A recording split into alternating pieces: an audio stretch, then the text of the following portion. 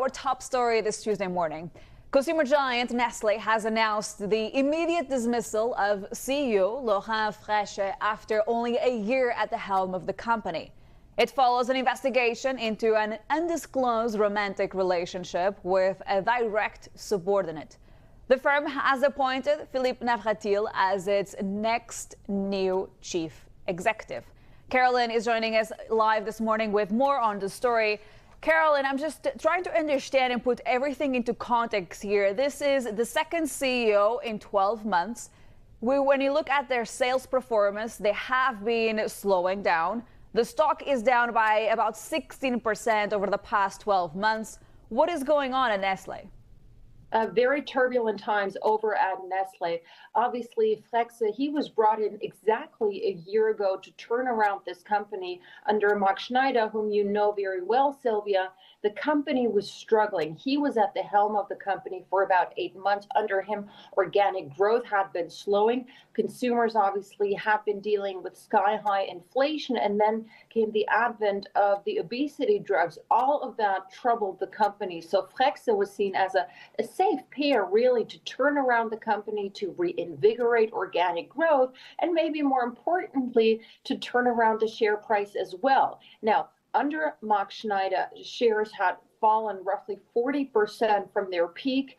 When Freixe joined, his big job was really to get the share price up. It happened in the first quarter of this year, but since then shares have been sliding once again, and exactly since Freixe joined, shares have been down another 16%. So now he's out because he did not disclose this relationship with his direct subordinate. In a statement yesterday, the chairman Paul Bulcke calling this a, quote, necessary decision, saying Nestlé's values and governance are strong foundations of our company. This comes as a big surprise. Yes, there had been some reports over the summer that there had been an investigation into this relationship. The first investigation did not find any wrongdoing on Laurent Freixe's part. The second one, however, did uncover that actually a relationship had been taking place and it had not been disclosed to the company. So again, a massive setback for this company, which is in the middle of a turnaround, but this turnaround too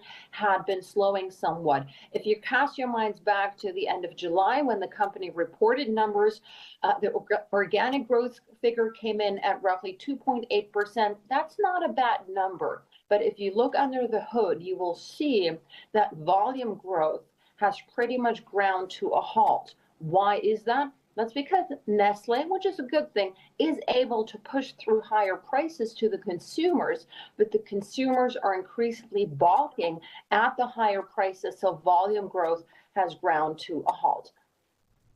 I'm also trying to understand the outlook and the future here, Carolin. What do we actually know about Philippe Navratil?